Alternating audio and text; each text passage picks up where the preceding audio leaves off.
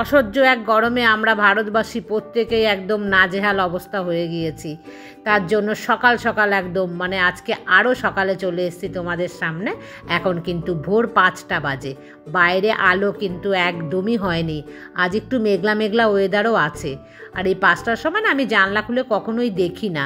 আর আজকে যখন ভিডিও করব বলে রেডি হয়েছি, দেখছি বাইরে বেশ কিন্তু একটা মেঘলা ওয়েদার হয়ে রয়েছে। শুভ সকাল বন্ধুরা, আশা করছি তোমরা সবাই খুব খুব ভালো আছো আর আমিও বেশ ভালোই আছি। আর এই অসহ্য গরমে ভোর 5টা থেকে একদম রাতে শুতে যাওয়ার আগে পর্যন্ত সবটাই কিন্তু তোমাদের সাথে আজকে শেয়ার করব।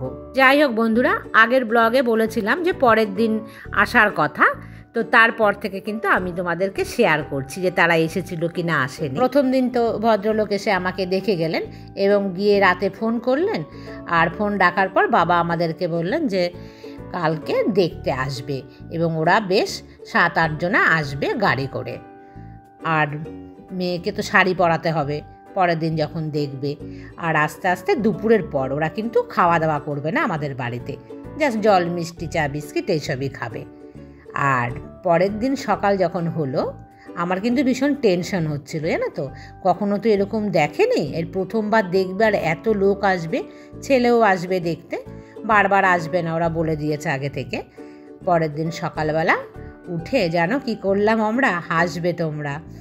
মায়ের যে তাঁতের শাড়ি, মানে আমি এতটাই রোগা ছিলাম, সেই তাঁতের শাড়িটাকে আবার বেশ ভালো করে সেই শাড়িতে মার দেওয়া বলে না, সেই সাবু জাল দিয়ে মার দেওয়া হলো, দিয়ে বেশ টান টান করে সেই শাড়িটাকে মেলা হলো যাতে শাড়িটা একটু ফুলে থাকে পরলে পরে, আর আমাকে যাতে মোটা দেখা যায়।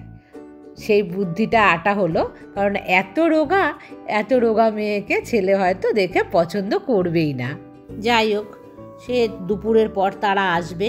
বিশ্বাস করো বন্ধুরা, সেদিন দুপুরবেলা না কিচ্ছু খাবার মানে খেতেই পারিনি আমরা বাড়ির কেউ। মনে হচ্ছিল যেন কি একটা ভেতরে টেনশন কাজ করছে। আর এরকম সাজিয়ে গুছিয়ে বসে আমাকে দেখাবে প্রথমবার, ভীষণ ভয় না, বুক হাত পা কাঁপছিল আমার, যে জানি না কীরকম করে মানে কথা বলতে হয়, কিভাবে আমি সামনে গিয়ে বসবো, মানে নানা রকম ভেতরে না কোশ্চেন হচ্ছিল যে কি করব। যাই হোক, যথাসময়ে কিন্তু তারা এসে হাজির হলো। একটা টাটা সুমো করে বেশ 8-10 জন লোক এসছে আমাদের বাড়িতে। যারা দেখতে এসছেন তাদের মধ্যে আমার শ্বশুর মশাই, আমার শাশুড়ি মা, ওর এক বন্ধু আর ওদেরই রিলেটিভ দাদা বৌদি, তারা এসছেন দেখতে। মানে 2 দাদা 2 বৌদি। আর ওর নিজের দাদা বৌদি আসেনি, কারণ ওর নিজের দাদা বৌদি তখন গুজরাট থাকে, আমার ভাসুর তখন গুজরাটে জব করতেন। আর আমার নিজের ননদ নন্দাইরা তারা কিন্তু কেউ আসেননি, কারণ আমার ননদরা আবার থাকে কলকাতাতে। তো যাই হোক, ওরা বাড়ির কাছে যারা ছিল তারা সবাই মিলে আসে। সবারই একটাই কথা, ছেলে পছন্দ করলে তারপরে আমরা দেখব, আমাদের দেখার কোনো দরকার নেই, ছেলেই হচ্ছে ফার্স্ট প্রায়োরিটি। আর বাবার পছন্দ হয়ে গেছে। যাই হোক, যারা যারা দেখতে এসেছিলেন তারা প্রত্যেকেই আমাকে ওই মুহূর্তে ওখানেই কিন্তু পছন্দ করেন। 2004 সালে আমার বিয়ে, মানে এখন 20 বছর আগের কথা তোমাদেরকে বলছি। সেই সময় আমার শ্বশুর মশাইয়ের মানসিকতা কতটা উন্নত মানের ছিল, তিনি কিন্তু বারবার আমার বাবাকে বলতেন, মানে বলেছেন সেই মুহূর্তে, যে ছেলে আর মেয়েকে একটু পার্সোনাল কথা বলতে দেন। আর কারণ ওদের মধ্যে নিজস্ব কোনো কথাবার্তা থাকতে পারে, ওদের নিজস্ব পছন্দ ভালো লাগা কিছু থাকতে পারে, তা ওরা যদি নিজেরা কথা বলে সেটা মিটিয়ে নেয় তাহলে মনে হয় সম্পর্কটা ভালো হবে আর সম্পর্কটা আর একটু কাছে এগিয়ে যেতে পারবো আমরা। কিন্তু আমার বাবা বলছিলেন বারবার যে আমাদের যা মত আমার মেয়েরও কিন্তু সেই মতই, আমাদের মতের বাইরে গিয়ে আমার মেয়ে কিছুই করবে না, আমরা যেটা করব আমার মেয়ে তাতেই কিন্তু রাজি আছে। তবু আমার শ্বশুরমশাই বারবার বলছিলেন যে না, একবার একটু কথা বলতে দেন, একবার ওদের কথা বললে আমরা কিন্তু ভেতর থেকে শান্তি পাবো। সকালবেলা দেখো দোকান থেকে কিনে নিয়ে এসেছি খাবার। আমাদের বাড়ির নিচতলাতে 2 রুম আছে আর ওপরতলাতেও 2 রুম। ওপরতলায় দেওয়া যাবে না আমাদেরকে গল্প করতে, মানে একটু কথা বলার জন্য। আর নিচতলায় একটা ছোট রুম আছে, সেই রুমটাতেও দেওয়া যাবে না। তাহলে দিতে গেলে যেই রুমটাতে আমাদের সবাই দেখতে এসছে আমাকে, সেই রুমেই দিতে হবে। আর তখন বাড়ির যারা যারা এসেছিলেন প্রত্যেকেই আমাদের বাড়ির মানে ঘরের বাইরে বেরিয়ে গেল।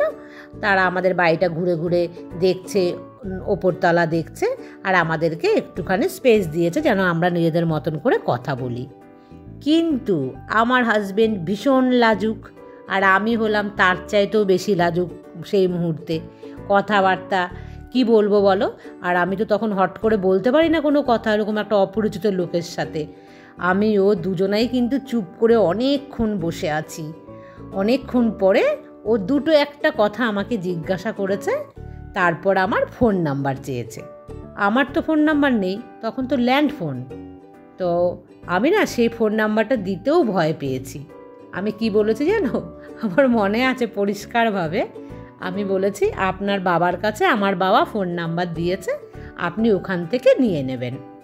এই ছিল ওর আর আমার মাঝে কথা। আর দুটো একটা কি বলেছিল, যা হয় আর কি কথা, জাস্ট দুটো একটাই হবে, গুনে গুনে কথা। দেখো দুপুরে খাবার নিয়ে চলে এসেছি, আলু বেগুন দিয়ে চিংড়ি মাছ আর আলু উচ্ছে ভাজা। আর জানো তো বন্ধুরা, আমি এত বোকা ছিলাম, মাথা নিচু করে বসেছিলাম, আমি একবারও না ওর মুখের দিকে ভালোভাবে তাকিয়ে ও চেহারাটা কিন্তু দেখিইনি। যাই হোক, ভীষণ লজ্জা পেয়ে উঠে গেলাম। তারপর ওরা একটুখানি অপেক্ষা করে কথাবার্তা বলছে আমার বাবা মায়ের সাথে, আর আমি চলে গেছি পাশের যে ছোট রুমটা আছে সেই রুমটাতে। তারপরে যখন ওরা চলে যাচ্ছে, জানো না, আমি জানলা খুলে উকি মেরে দেখার চেষ্টা করছি ছেলেকে, যে ছেলেকে তো আমি দেখতেই পেলাম না, ও কেমন দেখতে কি। সে জানলা দিয়ে উকি মেরে একটু হালকা আমি দেখতে পেয়েছি। আর শীতকাল ছিল তো, ও বেশ মোটা সোয়েটার উলিকোট এই ধরনের জামা কাপড় পরে এসছিল। যাই হোক, ওরা তো চলে গেল, আমার বাবা মাকে জানিয়ে গেল যে আমরা বাড়ি গিয়ে আলোচনা করে আপনাদেরকে ফোন করে জানাবো। যা হয় আর কি, সম্বন্ধ করে বিয়ে হলে এই ধরনের কথাবার্তা। পরের দিন সকালবেলা একটা ফোন আসে, আর আমি তখন জানো তো বাড়িতে টিউশন পড়াতাম। ছোট ছোট বাচ্চারা আমাদের বাড়িতে পড়াতে আসতো। আমার মাও টিউশন পড়াতো এক ব্যাচ, আর আমিও কিন্তু এক ব্যাচ টিউশন পড়াতাম।